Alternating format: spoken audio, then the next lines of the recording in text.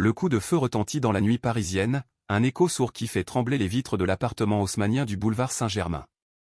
Amaury Duval, inspecteur principal à la brigade criminelle, bondit de son lit, son revolver déjà en main, le cœur cognant comme un tambour de guerre.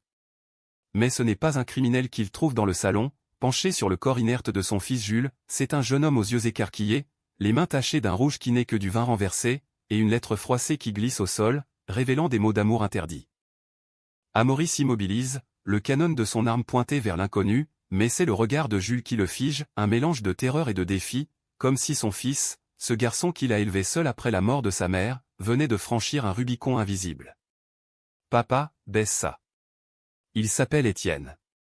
Et moi, je l'aime.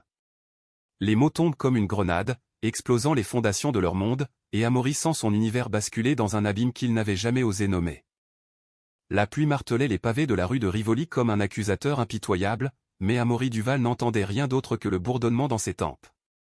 Il rangea son revolver dans l'étui sous son manteau, un geste mécanique forgé par 20 ans de traque dans les ruelles sombres de Paris. L'appartement, ce sanctuaire bourgeois qu'il avait meublé avec les maigres indemnités de sa veuvage, puis maintenant le vin aigre et la trahison. Jules se tenait là, adossé au mur lambrissé, ses 23 ans paraissant soudain si fragiles sous la lumière crue du lustre en cristal. Étienne, l'intrus, ramassait maladroitement la lettre, ses doigts tremblants trahissant une panique juvénile. « Explique-toi, fiston, gronda Amaury, sa voix rauque et raflée par des nuits de veille et de cigarettes volées. Il n'était pas homme à hurler, les flics comme lui apprenaient vite que la colère contenue coupait plus profond que les éclats. Jules releva la tête, ses yeux verts héritage de sa mère brillant d'une lueur farouche. « C'est pas une explication qu'il te faut, papa. C'est la vérité. Je suis gay. Et Étienne. C'est mon premier amour. » Les mots planaient dans l'air, lourds comme le plomb d'une balle non tirée. Amaury sentit un vertige le saisir, un de ces abîmes qui vous aspirent sans prévenir.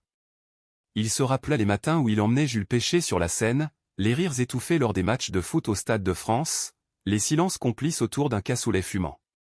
Comment avait-il pu rater ça? Lui, le limier de la PJ, aveugle à l'évidence sous son propre toit? Il s'assit lourdement sur le canapé en velours usé, les coudes sur les genoux, fixant le tapis perçant maculé de vin. « Depuis quand, murmura-t-il, plus pour lui-même que pour Jules. Depuis toujours, papa. Ou du moins, depuis que j'ai compris que les regards que je posais sur les garçons n'étaient pas comme ceux des autres. » Jules s'approcha, Étienne sur ses talons, un bras protecteur autour de sa taille. Le geste était timide, presque défensif, mais il suffit à faire bouillir le sang d'Amaury. Pas de rage homophobe, oh non, c'était plus viscéral, une peur primale de perdre ce qu'il avait bâti, un fils, un héritier, un reflet de lui-même dans un monde impitoyable. Et lui? C'est qui, ce gamin, lança-t-il, pointant Étienne du menton. Le jeune homme, un étudiant en art aux cheveux châtains en bataille et aux lunettes cerclées d'écailles, déglutit audiblement. Étienne Moreau, monsieur. On s'est rencontrés à la Sorbonne, au club photo. La Sorbonne. Le mot résonna comme un écho moqueur. Amaury avait veillé à ce que Julie entre, boursier méritant, fils d'un veuf dévoué. Et voilà que les couloirs augustes abritaient des secrets qui le narguaient. Il se leva d'un bond, traversant la pièce pour attraper une bouteille de cognac dans le buffet. Le liquide ambré coula dans son gosier, brûlant comme un remords. Dehors, dit-il enfin, d'une voix qui ne tolérait pas de réplique. Tous les deux. Laissez-moi digérer ça. Jules hésita, ses lèvres pincées en une ligne douloureuse. Papa. Mais Étienne le tira doucement par la manche, murmurant, viens, on en reparle demain. La porte claqua derrière eux, un point final brutal à une nuit qui n'aurait jamais dû exister. Amaury s'effondra dans un fauteuil, la lettre de Jules à la main des mots d'amour pour Étienne, écrit d'une plume fiévreuse, ton sourire est ma lumière dans les ombres de Paname. Il la froissa, la jetant dans la cheminée froide. Mais les flammes intérieures rageaient déjà, consumant ses certitudes. Le lendemain matin, le commissariat de la quai des Orfèvres bourdonnait d'activités, dossiers empilés comme des tours de Babel, téléphone sonnant en canon, et l'odeur âcre du café trop fort. Amaury arriva tôt, comme toujours, son trench coat dégoulinant sur le carrelage. Son équipier, le lieutenant Marie-Laure Bertrand, une brune athlétique aux yeux perçants, leva un sourcil en le voyant. « T'as une tête de déterré, Duval. Mauvaise nuit ?» Il grogna un vague assentiment, s'enfermant dans son bureau exigu pour noyer son tumulte dans des rapports de braquage. Mais les mots de Jules revenaient, lancinant « Je suis gay ». Était-ce une malédiction familiale? Amaury repensa à son propre père, un paysan bourguignon rigide qu'il avait élevé à la baguette, sans tendresse superflue. Lui-même avait fui ses chaînes en enfilant l'uniforme, jurant de protéger Jules d'un monde cruel. Midi sonna, et avec lui, un appel de sa sœur cadette, Claire, installée à Lyon. Amaury, Jules m'a téléphoné. Il pleurait. Qu'est-ce qui se passe? La voix de Claire, chaude et maternelle, perça sa carapace. Il hésita, puis lâcha tout, la lettre, le vin, le revolver. Un silence pesant s'étira, puis, mon Dieu, grand frère. Tu vas le perdre si tu ne fais pas attention. Laisse-le venir à toi. Amaury raccrocha, le combiné tremblant dans sa main. Perdre Jules? C'était impensable. Mais comment recoller les morceaux d'un vase brisé par la vérité? Le soir venu, il rentra chez lui, l'appartement vide résonnant de fantômes. Il prépara un dîner simple au steak frites, le plat préféré de Jules et attendit. Les heures s'égrenèrent, tic-tac moqueur de la pendule comtoise. À minuit, la clé tourna dans la serrure. Jules entra seul, les épaules voûtées, son manteau constellé de pluie. Étienne est rentré chez ses parents à Versailles. Il a peur que tu le détestes. Amaury posa son verre, se levant lentement. Je ne le déteste pas, fiston. C'est toi que j'essaie de comprendre. Ils s'assirent à la table, face à face, l'air chargé d'électricité. Jules raconta, les doutes adolescents, les nuits à fouiller des forums anonymes, la rencontre avec Étienne lors d'une expo photo sur les amours maudits de l'entre-deux-guerres. C'était comme si un voile se levait. J'ai eu peur, papa. Peur de te décevoir. Amaury écouta, les jointures blanchies sur son verre. Des images affluaient, lui, à 20 ans, un flirt avorté avec un camarade de régiment en Algérie, étouffé dans l'œuf par la peur du scandale. Il n'avait jamais osé, choisissant le mariage avec Élise, une union stable mais fade, avant son cancer fulgurant. Était-ce son legs empoisonné? Tu ne me déçois pas, murmura-t-il enfin, sa voix brisée. Mais j'ai besoin de temps. Jules hocha la tête, un sourire timide aux lèvres, et pour la première fois, une braise d'espoir crépita entre eux. Les jours suivants furent un balai précaire d'évitement et de rapprochement. Amaury multipliait les heures sup à la crime, traquant un réseau de trafiquants dans le marais ironie du sort, le quartier gai par excellence. Jules, de son côté, filait doux à la fac, évitant les regards curieux de ses camarades. Étienne réapparut un soir, porteur d'un bouquet de roses blanches et d'un album photo, des clichés volés de leur promenade le long de la Seine, Jules riant aux éclats sous le pont des Arts. Amaury les observa en silence, feignant l'indifférence, mais son cœur se serra devant cette tendresse qu'il n'avait su offrir à Élise. Puis vint le premier conflit, un soir de tempête. Jules rentra tard, les lèvres gonflées d'un baiser récent, et trouva Amaury penché sur son ordinateur portable ouvert par mégarde. L'écran affichait un profil Grindr, des messages crus à un pseudo anonyme. « C'est quoi ça, bordel » explosa Amaury, brandissant l'engin comme une preuve à charge. Jules blêmit. « C'est rien, papa. Juste. De la curiosité. Étienne et moi, on est solides. » Mais la graine du doute était semée. Amaury, hanté par ses propres spectres, vit en cela une menace, son fils, vulnérable, piégé dans un monde de prédateurs qu'il connaissait trop bien. La tension culmina lors d'un dîner familial improvisé. Claire était montée de Lyon, apportant des fromages et sa sagesse de prof de littérature. Autour de la table, sous les portraits jaunis d'Élise, Jules osa aborder le sujet, « Papa, et si on en parlait vraiment? De ce que ça fait d'aimer un homme. » Amaury se raidit, fourchette en l'air. « L'amour, c'est universel, Jules. Mais le monde. Le monde n'est pas tendre avec les vôtres. » Claire intervint, douce mais ferme, ni avec les nôtres, Amaury. Souviens-toi de tes lettres d'Algérie. Le silence qui suivit fut un gouffre. Jules fixait son père, incrédule. Algérie? Qu'est-ce que? Amaury se leva, renversant sa chaise. Assez. Il quitta la pièce, claquant la porte de son bureau. Dehors, la nuit parisienne l'engloutit, et pour la première fois, il marcha sans but, les larmes se mêlant à la bruine. Son secret, enfoui comme une mine, menaçait d'exploser tout. Les jours suivants s'étirèrent en un fil tendu, prêt à rompre à la moindre secousse. Amaury s'enfonça dans son travail avec une ferveur presque masochiste, enchaînant les planques sous la lune pâle du marais, où les néons roses des bargues clignotaient comme des sirènes moqueuses. Le réseau qu'il traquait des dealers de meth pour la communauté underground semblait se fondre dans les ombres festives, et chaque raid avorté ravivait sa frustration personnelle. À la maison, Jules et lui dansaient une valse guindée, bonjour poli au petit-déj, silence lourd le soir. Étienne, persona non grata, n'osait plus franchir le seuil, se contentant de SMS que Jules lisait en cachette, un sourire furtif aux lèvres. Claire repartit pour Lyon avec une promesse, appelle-moi si ça empire, grand frère. Et dis-toi que l'amour, vrai, ça guérit les pires blessures.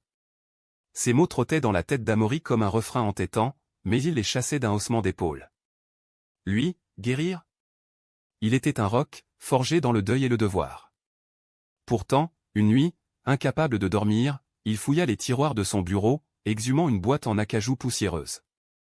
Dedans, des reliques, une photo jaunie de lui en uniforme, bras dessus bras dessous avec un sergent aux yeux rieurs, marque, une lettre froissée, rendez-vous sous les eucalyptus, minuit, et un bracelet en cuir tressé, usé par les ans. Marc, tué au combat en 62, emportant leur secret dans la tombe. Amaury caressa le bracelet, un sanglot étouffé montant de sa gorge. Était-ce ça, le legs qu'il refusait d'offrir à Jules? Le lendemain, une percée dans l'enquête, un indique, un drag queen aux lèvres carmin et au passé trouble, murmura des noms au creux de l'oreille d'Amaury dans un cabaret enfumé du Sentier. Le boss, c'est un certain Léo, qui traîne au Cox Bar. Mais fais gaffe, inspecteur, là-dedans, les cœurs battent à contretemps. Amaury hocha la tête, notant l'adresse. Le Cox Bar il connaissait de nom, ce bastion des nuits parisiennes où les amours se nouaient en un clin d'œil. Pour la première fois, il se demanda si Jules y avait mis les pieds, si Étienne l'y avait emmené danser sous des stroboscopes indifférents au jugement. Rentré tard, il trouva Jules endormi sur le canapé, un livre ouvert sur la poitrine, Maurice, de Monsieur Forster, l'histoire d'un amour interdit entre hommes. Amaury s'assit à ses côtés, observant le visage paisible de son fils, si vulnérable dans le sommeil. Une impulsion le saisit, il effleura sa joue du bout des doigts, un geste qu'il n'avait pas osé depuis l'enfance de Jules. « Pardon, fiston, chuchota Théil à l'ombre. Pour tout ce que je t'ai caché. » Le week-end apporta un répit inattendu, une invitation à un vernissage au Louvre, où Étienne exposait ses photos. Jules insista, les yeux suppliants, « Viens, papa. Juste pour voir. » Amaury céda, enfilant un costume sombre qui le faisait ressembler à un croque-mort chic.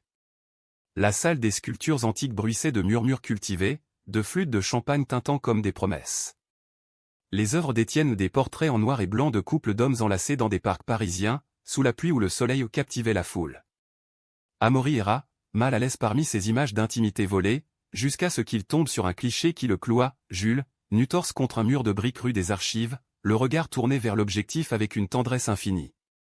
La légende, mon phare dans la brume. Étienne s'approcha, timide en chemise blanche impeccable. Monsieur Duval. Merci d'être venu. Amaury déglutit, forçant un sourire. C'est beau, gamin. Vraiment.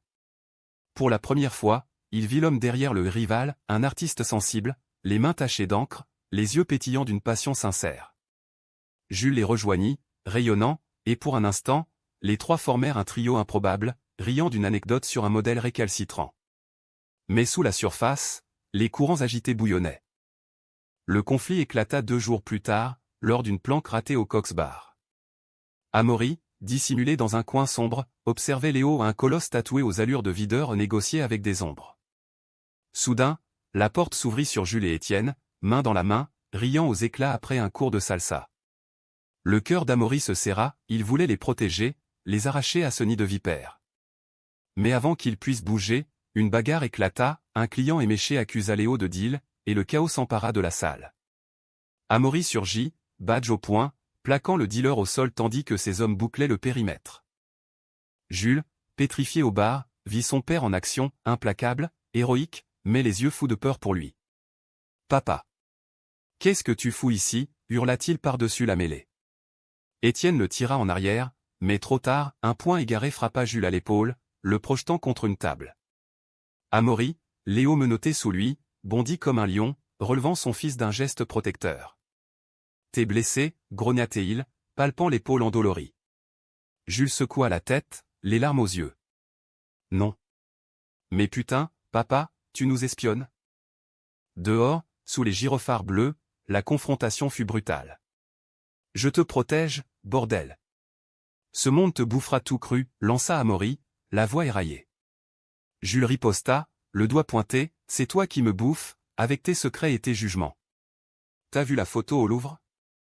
C'était pour toi, pour que tu comprennes. Mais t'es aveugle. Étienne, en retrait, murmura, laisse-lui du temps, Jules. Mais le mal était fait, Jules tourna les talons, s'engouffrant dans un taxi, laissant Amaury seul face à ses démons. Cette nuit-là, Amaury ne dormit pas. Il appela Claire à l'aube, la voix brisée, Serette, raconte-moi pour Marc. Tout. Claire, d'une voix douce comme un vinyle rayé, déballa les souvenirs, les lettres codées, les permissions volées, le chagrin d'Amaury rentrant d'Algérie, veuf avant l'âge. T'as aimé, grand frère. Et t'as survécu. Laisse Jules faire de même. Les mots s'infiltrèrent comme un baume, et au lever du jour, Amaury prit une décision, affronter son passé pour embrasser l'avenir de son fils.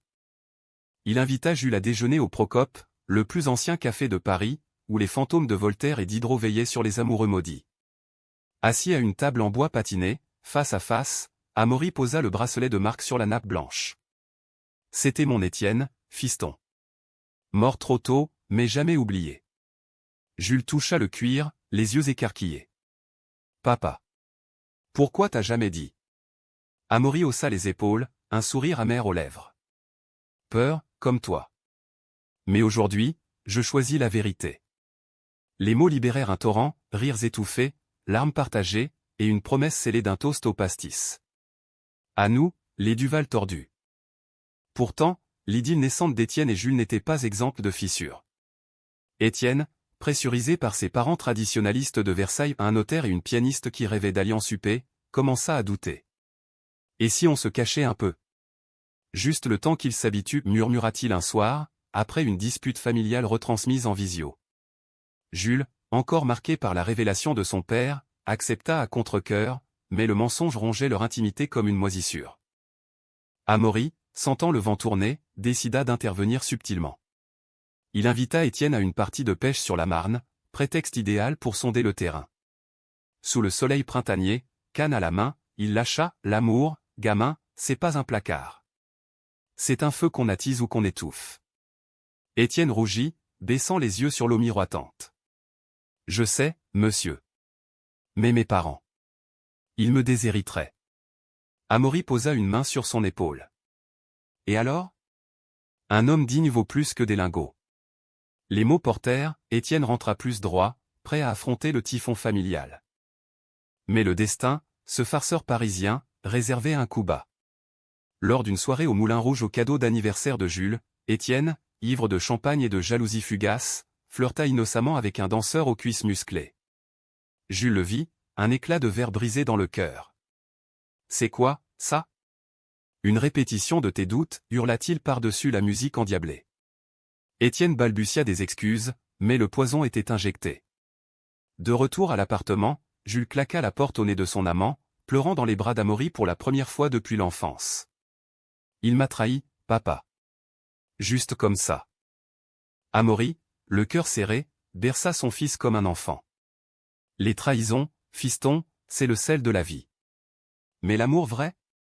Il revient, plus fort. Pourtant, au fond de lui, une ombre planait, et si Étienne n'était pas l'homme qu'il fallait? L'aube se levait sur Paris comme un voile de soie froissée, filtrant à travers les rideaux de l'appartement. Jules, les yeux cernés par une nuit de veille, sirotait un café noir amer, fixant le vide. La dispute avec Étienne résonnait encore, les cris, les portes claquant, les mots acides comme des éclats de miroir. Amaury, déjà en tenue pour une réunion à la préfecture, posa une main sur son épaule. « Prends le jour, fiston. Le monde attendra. » Jules hocha la tête, mais son esprit vagabondait vers les quais de la Seine, où il avait l'habitude de noyer ses chagrins en croquis hâtifs. Étienne, de son côté, errait dans les rues de Versailles, le téléphone muet depuis l'aube. Ses parents, alertés par un appel paniqué la veille, l'avaient sommé de se ressaisir lors du petit déjeuner dominical, le notaire tapotant son journal avec agacement, sa mère feignant l'incompréhension derrière sa tasse de thé. Un flirt au Moulin Rouge? C'est indigne, Étienne. Pense à ton avenir. Il avait fui la maison bourgeoise, les jardins impeccables, pour se réfugier dans un café anonyme, relisant leurs messages d'amour comme un pénitent ses psaumes. Je t'aime, mon Jules. Mais le doute l'enserrait, était-il prêt pour ce chaos, pour un amour qui défiait les conventions comme un graffiti sur un mur haussmannien? À la préfecture, Amaury briefait son équipe sur le démantèlement final du réseau de Léo. Marie-Laure, son lieutenant fidèle, nota son air distrait. Tout va bien, Duval? T'as l'air d'avoir vu un fantôme. Il esquiva d'un grognement, mais intérieurement, il bouillonnait. La trahison d'Étienne mineur, certes, mais symbolique ravivait ses propres peurs, celles d'un amour piétiné par la société, comme le sien avec Marc. Après la réunion, il appela Claire, le gamin a merdé. Un flirt idiot. Jules est effondré. Claire soupira dans le combiné. Et toi, qu'est-ce que tu fais? Tu le soutiens, ou tu danses la gigue sur les ruines? Rentré tôt, Amaury trouva Jules prostré sur son lit, entouré d'esquisses froissées, des portraits d'Étienne, déchirés en deux. Viens, fiston. On sort. Ils marchèrent le long du boulevard, passant devant les vitrines illuminées des galeries Lafayette, où les mannequins figés semblaient juger en silence. Amaury parla enfin, d'une voix basse, j'ai connu ça, tu sais. Avec Marc. On s'est embrassé une fois, sous les étoiles d'Alger. Puis la guerre a tout balayé. J'ai cru que c'était ma punition pour avoir aimé un mal au point. Jules s'arrêta net, le vent automnal fouettant ses cheveux. Et maman? Elle savait? Amaury secoua la tête. Non. Mais elle m'a sauvé, à sa façon. Laisse-moi te sauver, maintenant. Le soir, Étienne se présenta à la porte, un bouquet de lys fané à la main, les yeux rougis. Jules, pardonne-moi. C'était rien, un moment de faiblesse. Jules, barricadé dans sa chambre, hurla à travers la cloison, rien? C'est tout ce que je suis pour toi. Amaury intervint, tirant Étienne dans le couloir. Gamin, l'amour n'est pas un jeu. Si tu doutes, pars. Mais si tu restes, bats-toi. Étienne, brisé, murmura, je me bats. Pour lui. Pour nous. Amaury le laissa entrer, un geste de foi précaire, et la nuit se mua en conciliabule fiévreux, excuses, baisers volés, promesses chuchotées sous les draps. Les semaines suivantes furent un sursis fragile. Jules et Étienne se réconcilièrent dans une danse hésitante, multipliant les escapades, un pique-nique au but de Chaumont, une nuit au cinéma Le Grand Rex pour un film queer hollywoodien Brokeback Mountain, revu pour la énième fois, larmes aux yeux. Amaury, encourageant en surface, observait de loin, son instinct de flic flairant l'orage. Son enquête bouclée, Léo écroué, il se permit un luxe, des soirées solitaires au Marais, sirotant un vin rouge dans un bar discret, écoutant les confessions d'inconnus. Un soir, un homme aux tempes grisonnantes, ancien militaire, s'assit à sa table, t'as l'air perdu, inspecteur. Amaury rit jaune. Juste un père qui apprend à lâcher prise.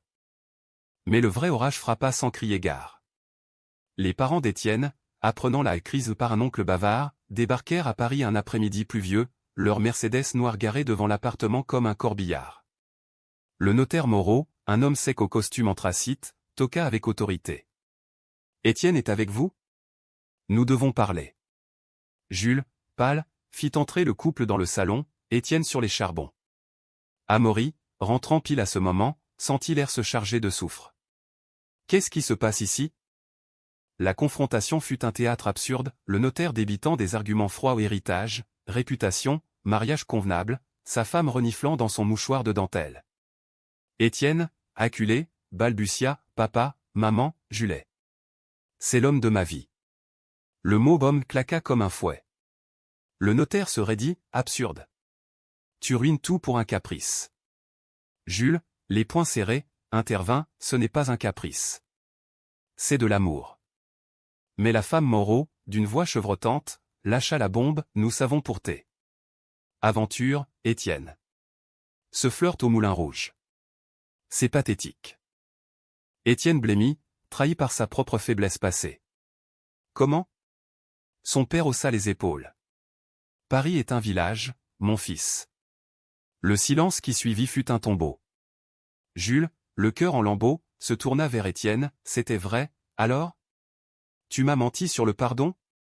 Étienne, les larmes coulant, murmura, non, Jules. Je t'aime. Mais il. Le notaire coupa, choisit, Étienne. Nous 7. Fantaisie. Le choix fut un poignard. Étienne, paralysé par des années de conditionnement, baissa la tête. J'ai besoin de temps. Mais le temps, dans l'amour, est un voleur. Jules, niant l'évidence, s'enfuit dans sa chambre, claquant la porte. Amaury, bouillonnant, fascine les Moreau, sortez. Et emportez votre poison avec vous. Le couple partit, laissant un sillage de fiel, et Étienne, anéanti, s'effondra sur le canapé. Je l'ai perdu, gémit-il. Amaury, dur mais juste, secoua la tête, pas encore. Mais prouve-le, ou disparaît. Jules, barricadé, refusait de voir quiconque. Les jours devinrent une agonie, il manqua les cours, noya son chagrin dans des carnets noircis de rage, et ignora les appels d'Étienne. Amaury, impuissant, veillait comme un cerbère, cuisinant des plats réconfortants aux blanquettes de veau, madeleine de Proust pour les souvenirs doux. Claire monta en express, passant des nuits à consoler son neveu avec des histoires d'amour contrariées dans la littérature française, les chants de Maldoror, le diable au corps. L'amour, Jules, c'est une tempête. Mais après, le ciel est plus bleu. Pourtant, la trahison d'Étienne non pas le flirt, mais le silence face à ses parents rongeait Jules comme un acide.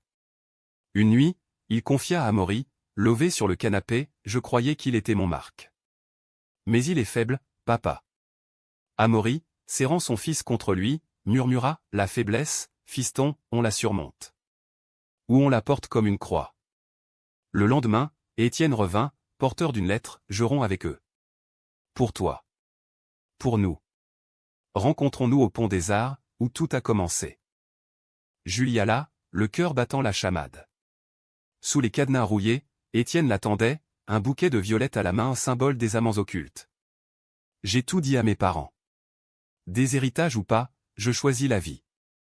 Les mots étaient un baume, mais Jules hésita, les cicatrices encore vives. Prouve-le. Étienne le prit dans ses bras, un baiser sous la pluie fine scellant un pacte fragile. Amaury, observant de loin depuis un banc, sourit dans l'ombre, son fils grandissait, et les malgré les chaînes. Mais le destin, ce joueur vicieux, n'en avait pas fini. À la crime, un dossier urgent atterrit sur le bureau d'Amaury, une agression homophobe dans le Marais, victime un jeune artiste ressemblant trait pour trait à Étienne. Le rapport mentionnait un témoin, Léo, le dealer incarcéré, qui jurait vengeance contre les PD qu'il avait balancés. Amaury sentit le froid l'envahir. Était-ce lié? Il accéléra l'enquête, mais trop tard, le soir même, Étienne fut attaqué en rentrant d'une expo, roué de coups dans une ruelle obscure. L'hôpital, avec ses néons blafards, devint leur Golgotha. Jules, arrivant en trombe, trouva Étienne tuméfié, un œil poché, les côtes fêlées. Mon amour, murmura-t-il, s'effondrant au chevet. Amaury, alerté par radio, arriva comme une furie, badge en main. Qui a fait ça, grogna-t-il aux urgentistes. Le diagnostic fut clair, agression ciblée, probablement liée à l'univers nocturne. Étienne, la voix faible, confia, un type. Il a dié pour Léo au point. Le puzzle se forma, vengeance du réseau, touchant l'innocent par ricochet. Amaury jura de traquer les coupables, mais son cœur saignait pour son fils. Dans la chambre stérile, Jules veillait, main dans la main avec Étienne, murmurant des promesses d'éternité. On s'en sortira, chuchota-il. Amaury, en retrait, toucha l'épaule de Jules, ensemble, fiston. Toujours. Pour la première fois, le flic en lui cédait au père, et une tendresse nouvelle, forgée au feu des épreuves, les unissait comme jamais. Les couloirs de l'hôpital Saint-Louis exhalaient une odeur de désinfectant et de regret, un parfum que Amaury connaissait trop bien depuis les derniers jours d'Élise. Étienne reposait dans son lit étroit, branché à un monitoring qui bipait comme un métronome funèbre, son visage tuméfié un masque de souffrance muette. Jules, assis à son chevet, serrait sa main inerte, les ongles enfoncés dans la chair comme pour ancrer l'amour dans la réalité. « Tiens bon, mon cœur, murmura-t-il, la voix éraillée par les larmes ravalées. Amaury, adossé au mur du couloir, fumait une cigarette interdite, le regard perdu dans le néant. Son fils, ce garçon qu'il avait juré de protéger, brisé par la haine qu'il combattait chaque jour. Ironie cruelle du métier. Marie-Laure arriva au petit matin, dossier sous le bras, son tailleur pantalon froissé par la nuit blanche. On a un suspect, Duval. Un sbire de Léo, un skinhead du 19e. Il s'est vanté dans un bar après l'agression. Amaury écrasa son mégot, les yeux durs comme l'acier. Ramène-le-moi. Et vite. La traque s'engagea, un balai féroce de filature et d'écoute, le suspect, un certain Bruno, un ex-tolard au tatouage runique, fut serré dans un squat de Belleville, un couteau à la ceinture et un alibi en carton. Au poste, sous les néons crachotants de l'interrogatoire, Amaury le brisa comme une noix, pour Léo, hein. T'as touché à un innocent. Mon innocent. Bruno cracha, les PD comme lui méritent une leçon. Le coup de poing qui suivit fut illégal, mais libérateur, Marie-Laure détourna les yeux, complice silencieuse. De retour à l'hôpital, la nouvelle du suspect apaisa à peine Jules. Étienne, réveillé par morphine et cauchemar, balbutia, c'est ma faute, Jules. Si j'avais pas flirted. Si j'avais pas douté. Jules posa un doigt sur ses lèvres éclatées. Chut. C'est le monde qui est fou, pas nous. Mais intérieurement, les fissures s'élargissaient, la trahison mineure du Moulin Rouge, amplifiée par la violence, jetait une ombre sur leur idylle. Les parents d'Étienne, alertés par l'hôpital, débarquèrent enfin non plus en conquérants, mais en pénitents. Le notaire, le visage défait, serra la main d'Amaury, inspecteur. Nous avons été aveugles. Sa femme, en pleurs, embrassa Jules, pardonnez-nous. Étienne est notre fils, quoi qu'il aime. La réconciliation familiale fut un baume précaire, mais elle scella un pacte, plus de chantage à l'héritage, juste du soutien discret. Étienne, libéré après une semaine, rentra chez les Duval, l'appartement devenant un cocon de convalescence. Amaury, en permission maladie forcée, joua l'infirmier bourru, soupe maison, promenade lente dans le jardin des Tuileries, et des soirées cinéma avec des classiques Philadelphia pour rire aux larmes, Calm by Your Name pour les frissons italiens. Jules et Étienne, enlacés sur le canapé, riaient parfois, mais les silences pesaient, chargés de non-dits. Un soir, alors qu'Amaury lisait le journal une édition du Monde vantant les avancées du mariage pour tous, Jules s'assit en face de lui, Étienne somnolent dans la chambre. Papa, merci. Pour tout. Amaury replia le papier, un sourire en coin. C'est moi qui te dois, fiston. T'as forcé ce vieux cœur à s'ouvrir. Ils parlèrent tard, creusant les strates du passé, les non-dits d'Algérie, les peurs d'Élise, les doutes de Jules à l'adolescence. J'ai failli te dire, à 16 ans, avoua Jules. Mais ton badge. Il pesait comme une épée de Damoclès. Amaury rit doucement. Et moi, je l'aurais brandi comme un idiot. Heureusement, la vie nous rattrape. Pourtant, le vrai test vint avec le procès de Bruno. La cour d'assises du palais de justice, gothique et solennelle, bruissait de murmures lors de l'audience. Étienne, en témoin clé, boitant sur des béquilles, raconta l'agression d'une voix ferme, les coups, les insultes, la peur viscérale. Jules, au premier rang, serrait la main d'Amaury, tandis que les parents moraux observaient, dignes dans leur coin. Bruno, menotté, ricana, un avertissement pour les tordus. Le juge tapa du marteau, mais le mal était lâché. Dehors, la presse libée, le Figaro titrait sur l'homophobie rampante, et Jules, micro en main, osa une déclaration, ce n'est pas juste mon combat. C'est celui de tous ceux qui aiment librement. La vague médiatique submergea leur intimité, interviews, manifestations au Trocadéro, où Jules et Étienne devinrent les figures d'une cause naissante. Amaury, fier mais protecteur, veillait dans l'ombre, son influence discrète évitant les pièges des paparazzis. Mais la gloire à son prix, Étienne, fragilisé, commença à craquer sous la pression. Je veux juste être normal, Jules. Pas un symbole. Une dispute éclata lors d'une manif, sous les banderoles arc-en-ciel, normal? L'amour n'est pas normal, c'est extraordinaire. Et toi, tu fuis encore, hurla Jules, les larmes aux yeux. Étienne s'effondra, confessant, j'ai peur. Peur de te perdre, peur de moi. Ils se réconcilièrent dans un hôtel anonyme près de la Bastille, corps entrelacés dans une urgence salvatrice, mais la graine de doute avait germé. Amaury, sentant le vent, convoqua Étienne seul, gamin, l'amour de Jules, c'est un phare. Ne l'éteins pas par couardise. Étienne, tête basse, promis, je vais consulter. Un psy pour couple queer. Pour nous. Les mois d'été s'écoulèrent en un mirage doux amer, voyage à Deauville, où le vent salin balayait les ombres, dîner chez Claire à Lyon, avec rire et vin généreux, et une escapade père-fils en Bourgogne, sur les terres ancestrales d'Amaury. Là, au milieu des vignes lourdes de raisins, ils pêchèrent en silence, puis parlèrent, « T'imagines, papa ? Marc et toi, ici, libres. » Amaury sourit, un éclat rare dans les yeux. « Peut-être, dans une autre vie. Mais la nôtre, elle est belle comme ça. » Le Haut-Point arriva en septembre, lors d'une rétrospective au Centre Pompidou, les photos d'Étienne, enrichies de portraits de Jules et même d'Amaury, un cliché volé lors de la pêche, le père pensif au bord de l'eau. La salle, bondée, applaudit, un critique du Monde écrivit, un hymne à l'amour filial et charnel, brut comme Paris sous la pluie. Jules, rayonnant, serra Étienne, on l'a fait. Mais au vernissage, un fantôme surgit, un cousin d'Étienne, envoyé par les Moreau pour négocier une paix en réalité, une offre d'exil doré à Londres, loin des scandales. Étienne hésita, le poison familial ressurgissant. Et si on partait ? Un nouveau départ. Jules explosa, partir ? Fuir comme des lâches ? Non. La dispute, publique, fit jaser, Étienne s'enfuit dans la nuit, laissant Jules effondré au pied d'une sculpture de caldaire. Amaury, accourant, le releva, laisse-le choisir, fiston. Le vrai amour ne se force pas. Mais le cœur de Jules saignait, une hémorragie de doute, était-ce la fin ? Les jours suivants furent un purgatoire, message non lu, nuit blanche, et Jules replié sur lui-même, esquissant des cœurs brisés. Amaury, multipliant les gardes à la crime, trouva un allié inattendu en Marie-Laure, vient au yoga, Duval. Ça libère les nœuds. Il rit, mais céda, et sur le tapis moelleux d'un studio du Marais, entouré de gays et de lesbiennes en sueur, il pleura pour la première fois depuis Marco des larmes cathartiques, libérant des décennies de deuil. Étienne revint enfin, non pas en héros, mais en homme brisé reconstruit. J'ai refusé Londres. Et mes parents. Pour de bon. Il tendit une bague simple, en argent martelé, épouse-moi, Jules.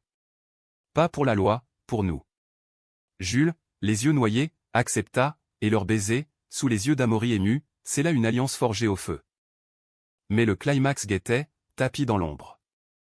Lors de la noce civile ou une cérémonie discrète à la mairie du 4e, un appel anonyme, Bruno, libéré sous caution, jurait vengeance finale. Amaury, alerté, annula la lune de miel, plaçant Jules et Étienne sous protection. La nuit de la réception, dans un loft du canal Saint-Martin loué pour l'occasion, l'assaut vint, Bruno et deux complices, masqués, forçant la porte.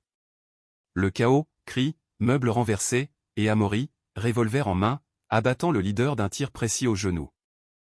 Dans la mêlée, Étienne protégea Jules d'un coup de batte, se blessant gravement à l'épaule. Les renforts arrivèrent, emportant les assaillants, Bruno, hurlant de douleur, cracha, pour la pureté. Amaury, couvert de sueur, serra son fils, c'est fini, fiston. Mais pour Étienne, hospitalisé à nouveau, ce fut le début d'une réflexion profonde, j'ai failli te perdre pour de bon. Plus de doute, Jules. Jamais. L'hôpital, encore une fois, devint le décor d'une rédemption tardive. Étienne, plâtré jusqu'à l'épaule, fixait le plafond blanc comme s'il y lisait les constellations d'un avenir incertain. Jules veillait, infatigable, lisant à voix haute des extraits de Le Temps retrouvé de Proust, ces amours enfouis qui refleurissent sous la mémoire. « Souviens-toi, mon amour, on est plus fort que ça, murmura-t-il, baisant les doigts bandés. » Amaury, en faction dehors, coordonné avec Marie-Laure, Bruno et ses complices inculpés pour tentative de meurtre, le procès reporté pour expertise psychiatrique. « C'est la haine qui les ronge, Panouk grommela-t-il au téléphone à Claire. Mais putain, quelle leçon. Les Moreau arrivèrent le lendemain, non plus en ombres accusatrices, mais en alliés penauds. Le notaire, tenant un chèque non pour racheter, mais pour financer une asso contre l'homophobie, serra la main d'Étienne, « Fils, on a merdé. Mais on est là, maintenant. » Sa femme, embrassant Jules comme un gendre chéri, ajouta, « Vous êtes notre famille. » Point. Les larmes coulèrent, un baptême collectif, et pour la première fois, les Duval et les Moreau partagèrent un repas à la cafétéria, sandwich fade, mais conversation vraie, tissée de regrets et d'espoir. Libéré après 10 jours, Étienne entama une thérapie de groupe au centre LGBT de Paris, Jules à ses côtés. Les séances, dans une salle lambrisée du Marais, étaient un creuset, confession sur les micro-trahisons, les peurs héritées, les amours sabotés par la société. J'ai trahi parce que j'avais peur de moi, avoua Étienne un soir, face au cercle bienveillant. Jules, serrant sa main, répondit, et moi, j'ai douté parce que j'aimais trop. Mais on répare. Amaury, invité à une session spéciale pour parents, s'ouvrit sur Marc, j'ai porté ce secret comme une balle dans le cœur. Ne faites pas comme moi. Les applaudissements, rares et sincères, le libérèrent d'un poids vieux de décennies. L'automne enveloppa Paris d'un manteau ocre, et avec lui vint la guérison. Jules reprit ses études à la Sorbonne, enrichi d'un mémoire sur l'iconographie queer dans l'art français. Étienne, son épaule en rééducation, lança une expo itinérante, Amour blessé, portrait de survivants d'agressions homophobes. Amaury, promu capitaine pour son zèle dans l'affaire Bruno, intégra une task force sur les crimes haineux, son bureau orné d'une photo, lui, Jules et Étienne, riant sur un banc des Tuileries. Pourtant, les ombres persistaient. Une lettre anonyme arriva un soir à un fan de Bruno menaçant de finir le job, ravivant les cauchemars. Jules, paniqué, confia à Amaury, « Et si on fuit ?» Australie, Canada. Son père secoua la tête, ferme, « Fuirie ?» C'est leur victoire. Non, on affronte. Ensemble. Ils renforcèrent la sécurité, alarme high-tech, numéro d'urgence gravé dans les esprits. Et dans l'adversité, leur lien s'approfondit, dîner hebdo avec Claire, où les oncles et tantes, d'abord gauche, apprirent à toiser Étienne comme un fils, voyage en train vers la Provence, où les chants de lavande apaisaient les âmes. Le point culminant fut le procès de Bruno, en décembre, sous un ciel de plomb. La salle d'audience, chargée d'électricité, vit défiler les témoignages, Étienne, droit malgré la douleur résiduelle, décrivant les coups comme des chaînes invisibles, Jules, voix tremblante mais résolue, plaidant pour une société inclusive, Amaury, en uniforme impeccable, liant l'agression au réseau criminel, révélant les connexions homophobes. Le jury, ému, rendit un verdict, 20 ans ferme, plus mandat d'arrêt pour les complices. Dehors, sous la neige fine, la foule militant, famille, médias acclama, justice pour l'amour. Cette victoire collective scella leur renaissance. Noël, pour la première fois, fut un festin d'embrassades, dinde farcie chez les Duval, cadeau modeste un bracelet pour Étienne, écho à celui de Marc, un album photo pour Amaury, rempli de leurs moments volés. À la famille recomposée, taux stérile, verre de Bordeaux tintant comme des cloches. Le printemps ramena la lumière. Jules et Étienne, mariés religieusement dans une petite chapelle du 5e, un prêtre progressiste béni par Rome en devenir, échangèrent des vœux sous les vitraux colorés, dans la joie et la peine, dans la trahison et le pardon. Amaury, témoin ému, lut un extrait de Verlaine, « Il pleure dans mon cœur comme il pleut sur la ville ». Les larmes coulèrent, mais joyeuses, et la réception au bord de la Seine fut un carnaval d'amour, Claire dansant avec Marie-Laure, les Moreau valsant avec des inconnus. Pourtant, la vraie humanité émergea dans les silences post-festifs. Amaury, seul un soir, écrivit une lettre à l'esprit de Marc, « J'ai aimé à nouveau, à travers Jules. Merci de m'avoir attendu. » Il la brûla dans la cheminée, cendres s'envolant vers les toits de Paris. Jules, sentant le poids de son père, l'invita à une soirée au Cox Bar. Ironie douce, danse avec nous, papa. Amaury, raide au début, se laissa emporter par le rythme, un tango queer avec un inconnu aux yeux rieurs, riant comme un gamin. L'été les trouva à la campagne bourguignonne, sur les terres d'Amaury. Pêche au soleil couchant, vendange tardive, et une nuit d'orage où Jules confia, « Sans toi, papa, j'aurais sombré. » Amaury, les yeux humides, répondit, « Et sans toi, j'aurais pourri dans mes secrets. » Étienne, guéri, captura l'instant en photo, 3 silhouettes enlacées sous la pluie, un écho au prompt de leur histoire. La fin, ou plutôt le milieu car l'amour n'a pas de fin, vint avec une annonce, Jules enceinte ? Non, une adoption en vue, un petit garçon orphelin du système, prénommé Léo, rédemption poétique. Amaury, grand-père en devenir, rit, un Duval de plus pour bousculer le monde. Ils marchèrent vers l'avenir, main dans la main, sous la tour Eiffel scintillant, prouvant que l'amour, même trahi, même blessé, renaît toujours humain, imparfait, éternel. Dans les rues de Paris, où les cœurs battent à l'unisson des horloges, leur histoire devint légende chuchotée, celle d'un père policier qui, face à la vérité de son fils, choisit non la loi du silence, mais celle du cœur ouvert. Et personne, vraiment, ne s'y attendait.